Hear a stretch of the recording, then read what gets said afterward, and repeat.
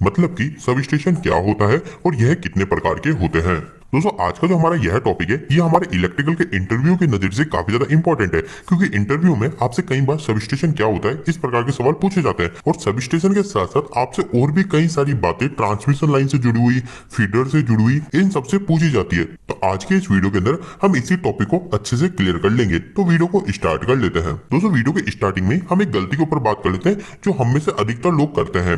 दोस्तों क्या होता है, जब भी हमारे पास सब स्टेशन की बात आती है और हमारे पास में पावर स्टेशन की बात आती है तो हम इन दोनों ही चीजों को एक जैसा समझ लेते हैं, मतलब दोनों को सेम समझ लेते हैं। लेकिन दोस्तों ऐसा बिल्कुल भी नहीं है, ये दोनों चीजें पूरी तरीके से अलग है। अब इन दोनों में अंतर आपको वीडियो के अंदर तो पता चल जाएगा, लेकिन अगर मैं आपको सबसे पहले पावर स्टेशन के बारे में बता दूं तो पावर स्टेशन हमारे उस जगह को बोला जाता है जहां पे हमारी पावर जनरेट की जाती है। तो ये जनरेटिंग पॉइंट का जो स्टेशन है जहां पर हमारी बिजली को ट्रांसफर किया जा रहा है ट्रांसमिशन लाइन पे, तो ये जो सारी चीजें होती है ना, ये हमारी कहलाती है पावर स्टेशन। इसलिए आपको सबसे पहली चीज तो यह क्लियर रखनी है कि सब स्टेशन और पावर स्टेशन अलग अलग होता है। इसके बाद में दोस्तों सेकंड क्वेश्चन के ऊपर आते हैं कि आखिर सब स्टेशन क्या होता है। तो दोस्तों देखिए, सब स्टेशन काफी ज्यादा सिंपल सी चीज है। हम सभी को एक चीज तो पता है कि हमारी बिजली बनती है इस जगह और हमारा घर तो है इस जगह। अब इन दोनों के बीच में काफी सारे लंबा चौड़ा प्रोसेस है। यहाँ पे हमारे पावर जनरेट होगा, इसके बाद में हमारी ट्रांसमिशन लाइन जाएगी, फिर हमारी डिस्ट्रीब्यूशन लाइन जाएगी, फिर उसके बाद में हमारे पास बिजली पहुंचेगी। तो दोस्तों यह जो हमारा पूरा नेटवर्क बना हुआ है,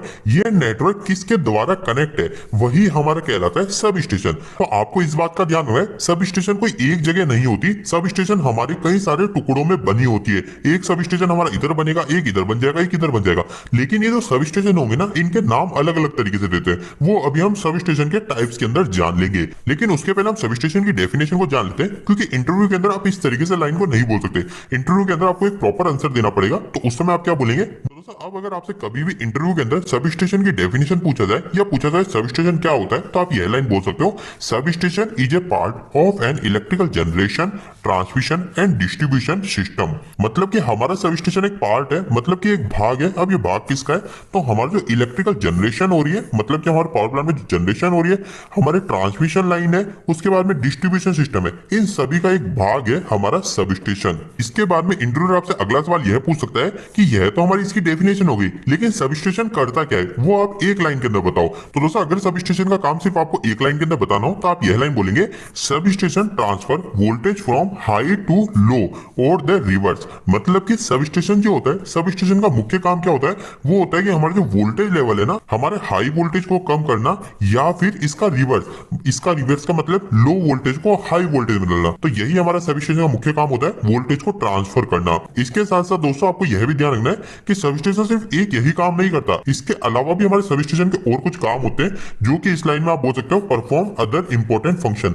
इस पूरी लाइन का हिंदी में मतलब सिर्फ इतना सा है कि सब स्टेशन का मुख्य काम तो होता है वोल्टेज को ट्रांसफर करना, और साथ साथ सब स्टेशन हमारे और भी कई सारे इंपॉर्टेंट फंक्शन करता है। अब इंटरव्यूअर आपसे यह भी पूछ सकता है इसके अलावा सब स्टेशन का और क्या क्या काम होते हैं छोटे मोटे। तो दोस्तों इसके अलावा सब स्टेशन के और भी कई सारे काम होते हैं। अगर मैं आपको कुछ महत्वपूर्ण दो तीन पॉइंट बताऊं तो सबसे पहले होता है हमारे पावर को ट्रांसफर करना, जो कि हमको पता चल गया वोल्टेज को ट्रांसफर करना।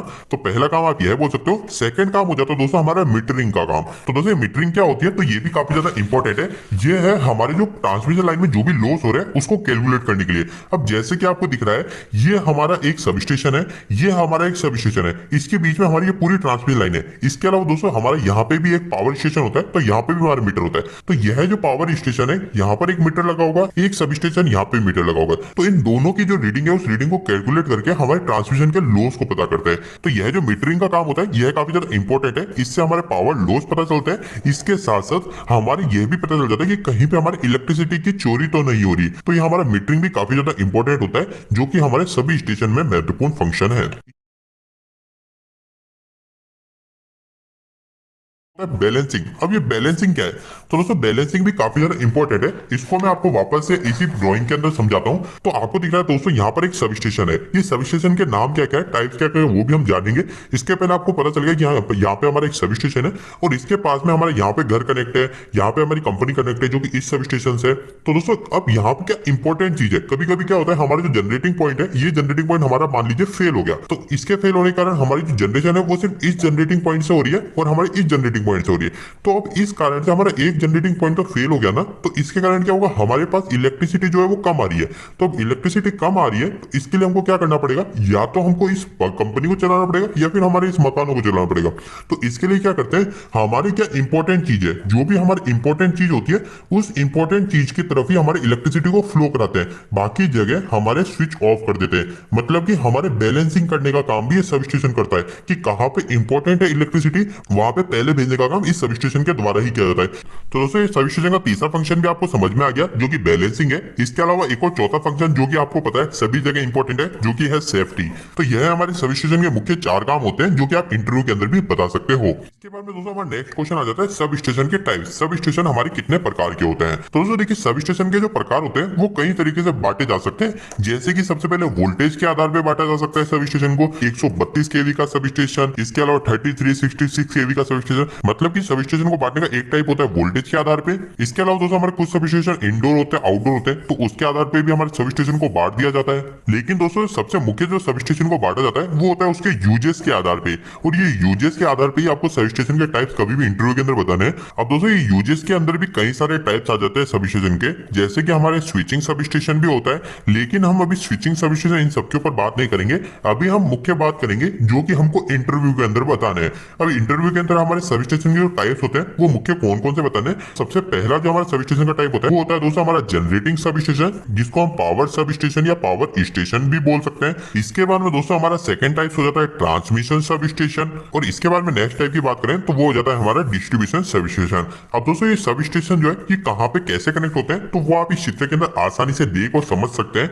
ये काफी ज्यादा सिंपल है। सबसे पहला सब स्टेशन मैंने आपको बताया जो कि है जनरेटिंग सब स्टेशन, जिसको पावर सब स्टेशन या पावर स्टेशन भी बोला जाता है।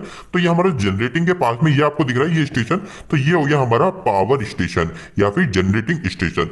इसके बाद में दोस्तों नेक्स्ट हो जाता है हमारा ट्रांसमिशन स्टेशन। अब ये ट्रांसमिशन स्टेशन क्या होता है, तो दोस्तों इसको आप काफी ज्यादा आसान लाइन में ऐसे समझ सकते हो कि जहां पे भी हमारे दो अलग अलग जनरेटिंग पॉइंट से ट्रांसमिशन लाइन आके कनेक्ट हो रही है तो वो हो जाता है हमारा ट्रांसमिशन सब स्टेशन। अब इसी चीज को अगर आप यहाँ प्रैक्टिकली देखेंगे तो सिंपल सी बात है, ये हमारा पहला जनरेटिंग स्टेशन, ये दूसरा जनरेटिंग स्टेशन और ये हमारा तीसरा जनरेटिंग पॉइंट। अब दोस्तों ये जो हमारे तीनों ही जनरेटिंग पॉइंट है इनके अंदर आप देखेंगे कि हमारी जो ट्रांसमिशन लाइन है हमारे एक सब स्टेशन में आगे जुड़ रही है। तो मैंने आपको यही बताया था कि जहां पर हमारे दो या दो से अधिक अलग अलग जनरेटिंग पॉइंट से ट्रांसमिशन लाइन आके कनेक्ट होती है तो वो हो जाता है हमारा ट्रांसमिशन सब स्टेशन। तो अभी तक हमने जनरेटिंग सब स्टेशन और ट्रांसमिशन सब स्टेशन को समझ लिया। इसके बाद में हमारा आखिरी बच जाता है जो कि है डिस्ट्रीब्यूशन सब स्टेशन। यहाँ पर आप ध्यान रखिए कि कभी भी ऐसा नहीं कि ट्रांसमिशन के बाद में हमेशा डिस्ट्रीब्यूशन सब स्टेशन ही आएगा, ट्रांसमिशन के बाद में एक और ट्रांसमिशन सब स्टेशन भी आ सकता है। और अगर हम बात करें डिस्ट्रीब्यूशन सब स्टेशन किससे बोला जाता है, तो दोस्तों डिस्ट्रीब्यूशन सब स्टेशन उससे बोला जाता है जिसके द्वारा हमारे डायरेक्ट कंज्यूमर मतलब कि कस्टमर को पावर सप्लाई भेजी जाती है। जैसे कि अगर आप देखेंगे कि ये जो स्टेशन है इस स्टेशन के द्वारा डायरेक्ट यहाँ पे घरों पे बिजली जा रही है, इसके साथ साथ यहाँ पे कंपनी में बिजली ट्रांसमिट हो रही है। मतलब कि इस स्टेशन पे हमारे डायरेक्ट लोड कनेक्ट है, तो इस स्टेशन को बोला जाता है हमारे डिस्ट्रीब्यूशन सब स्टेशन। इसके अलावा दोस्तों एक और क्वेश्चन जो कि काफी ज्यादा इंपॉर्टेंट जो इंटरव्यू में पूछा जा सकता है कि ट्रांसमिशन लाइन और फीडर क्या है, ये दोनों अलग अलग या सेम है। तो दोस्तों देखिए सिंपल सी बात है, ट्रांसमिशन लाइन और फीडर पूरी तरीके से अलग है। अब अलग कैसे है, तो ट्रांसमिशन लाइन कौन सी होती है, तो ये आपको दिख रही है जनरेटिंग पॉइंट से लाइन निकली है, ये हमारी ट्रांसमिशन लाइन है, और यहाँ पे ट्रांसमिशन सब स्टेशन तक पहुंची ये भी हमारी ट्रांसमिशन लाइन है। इसके बाद में दोस्तों हमारा ये डिस्ट्रीब्यूशन सिस्टम है ना, इस डिस्ट्रीब्यूशन सिस्टम तक जितनी लाइनें आ रही है ये हमारी ट्रांसमिशन लाइन ही कहलाएगी। लेकिन अब अगर हम नेक्स्ट बात करें कि फीडर क्या कहलाता है, तो दोस्तों हमारी फीडर या फिर फीडर लाइन उसे कहा जाता है जो कि डिस्ट्रीब्यूशन सब स्टेशन के आउटपुट से निकलती है। मतलब कि हमारे कंज्यूमर को इलेक्ट्रिसिटी जिस लाइन के द्वारा भेजी जाती है वो लाइन हमारी कहलाती है फीडर लाइन। तो अब आखिर ट्रांसमिशन लाइन और फीडर लाइन क्या होती है यह भी आपको पूरी तरीके से क्लियर हो गया होगा। तो दोस्तों आज का यह वीडियो थोड़ा सा बड़ा बन गया, लेकिन मैं उम्मीद करता हूँ कि इस वीडियो के माध्यम से आपको कुछ बेहतर जानकारी मिली होगी। आपको यह वीडियो कैसा लगा, इस वीडियो को लाइक करके जरूर बताएं। अगर आपका कोई भी सवाल इस वीडियो के प्रति या फिर इलेक्ट्रिकल जरूरत है आप मुझे नीचे कमेंट बॉक्स में कमेंट करके पूछ सकते हैं। इलेक्ट्रिकल वीडियो से आप देखना पसंद करते हैं आज हमारे चैनल को सब्सक्राइब कर लीजिए।